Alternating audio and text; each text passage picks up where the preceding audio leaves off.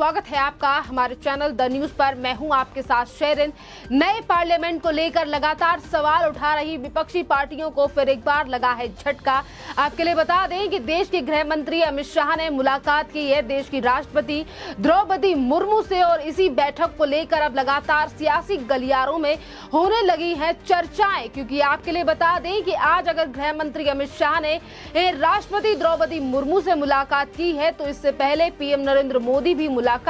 कर चुके हैं राष्ट्रपति द्रौपदी मुर्मू से। और अभी इन्हीं चर्चाओं को लेकर सियासी गलियारों में जो लगातार बातें और चर्चाएं जो है वो तेज हैं कि जल्द ही नई पार्लियामेंट में शुरू हो सकता है मॉनसून सत्र और इसी मॉनसून सत्र के दौरान केंद्र सरकार ला सकती है कोई बड़ा कानून, यानी कि एक बड़ा बिल जो है वो पेश किया जा सकता है इस नए पार्लियामेंट में, जिससे विपक्ष को एक और बड़ा झटका लग सकता है। क्योंकि आपके लिए बता दें कि आज अगर देश के प्रधानमंत्री और उसके बाद गृह मंत्री राष्ट्रपति से मुलाकात कर रहे हैं तो ये दो चीजों को लेकर काफी ज्यादा अहम है। क्योंकि नए पार्लियामेंट को लेकर लगातार विपक्ष ने ये सवाल उठाया कि एक तरफ जो है ये नए संसद भवन का उद्घाटन किया जा रहा है तो वो पीएम नरेंद्र मोदी के हाथों क्यों किया जा रहा है, तो वहीं दूसरी तरफ राष्ट्रपति को क्यों नहीं बुलाया गया। और अब देखना अहम रहेगा कि मॉनसून सत्र जो कि अब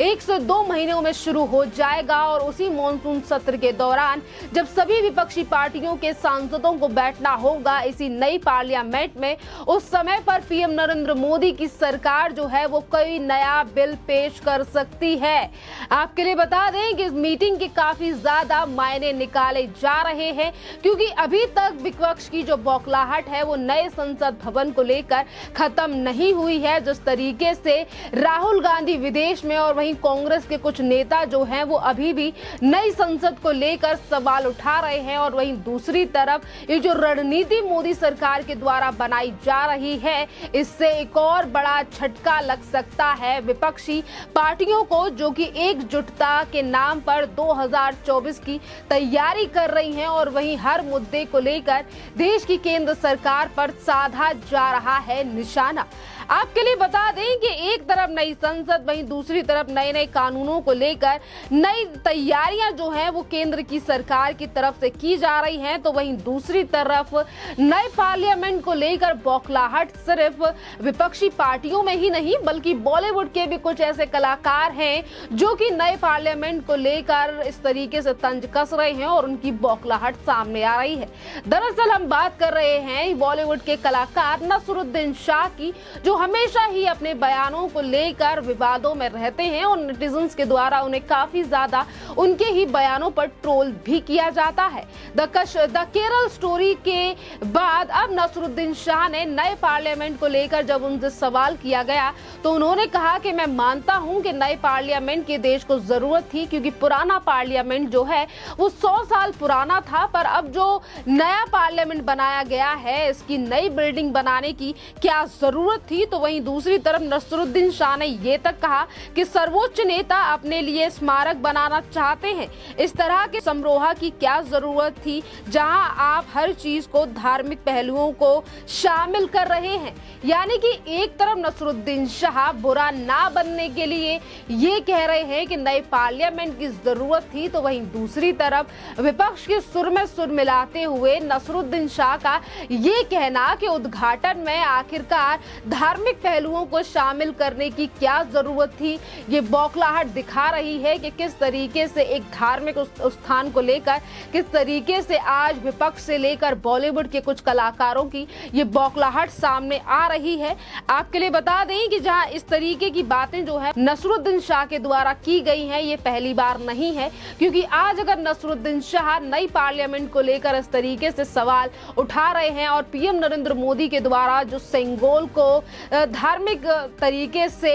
स्पीकर की कुर्सी के बाद लगाया गया है, जहां एक तरफ विपक्ष ने भी इसको लेकर विरोध किया तो वहीं दूसरी तरफ विपक्ष के ही सुर में सुर मिलाया गया है नसरुद्दीन शाह की तरफ से। खैर पहली बार नहीं है अगर कि इन्होंने इस तरीके से विवादित बयान दिया हो। इससे पहले इन्होंने द केरल स्टोरी, जिसको देश भर की जनता और विदेशों में भी काफी ज्यादा प्यार मिल रहा है और फिल्म जो है वो 100 करोड़ से ऊपर का कलेक्शन कर चुकी है, उस फिल्म को भी डेंजरस जो है वो बताया गया था नसरुद्दीन शाह की तरफ से। और उससे पहले भी वो कई बार मुसलमानों के ऊपर कई इस तरीके के बयान दे चुके हैं और ये तक कह चुके हैं कि भारत में मुसलमान सुरक्षित नहीं है, या फिर मॉब लिंचिंग जैसे शब्दों का इस्तेमाल भी नसरुद्दीन शाह ने कई बार किया है। और वहीं दूसरी तरफ अवार्ड वापसी गैंग में भी नसरुद्दीन शाह का ही नाम है। जिस तरीके से कई बार इस तरीके के कलाकार हैं कि जब कोई घटना होती है और जब बॉलीवुड से कुछ लोग निकलकर सामने आते हैं और चुनिंदा वो लोग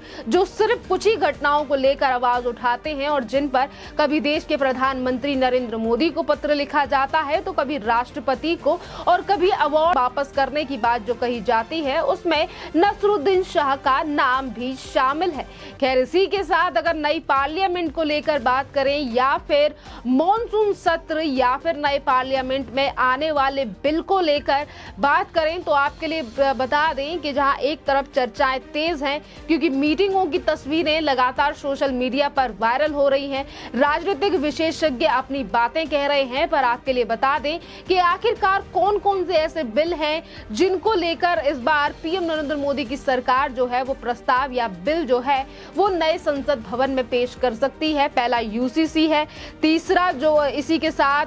जनसंख्या नियंत्रण कानून भी हो सकता है। इस तरीके के कई कानून हैं जिन पर कई बार पीएम नरेंद्र मोदी के साथ साथ अमित शाह ने भी खुलकर कई बार बयानबाजी की है और उन्होंने ये भी कहा है कि इस तरीके से इन तमाम कानूनों की आज देश को काफी ज्यादा जरूरत है। तो वहीं हम आपके लिए बता दें कि आज अगर अमित शाह ने ये बैठक की है, ये जो औपचारिक मीटिंग की है राष्ट्रपति द्रौपदी मुर्मू के साथ, तो इसके साथ अब ये भी चीजें निकलकर सामने आ रही हैं कि शायद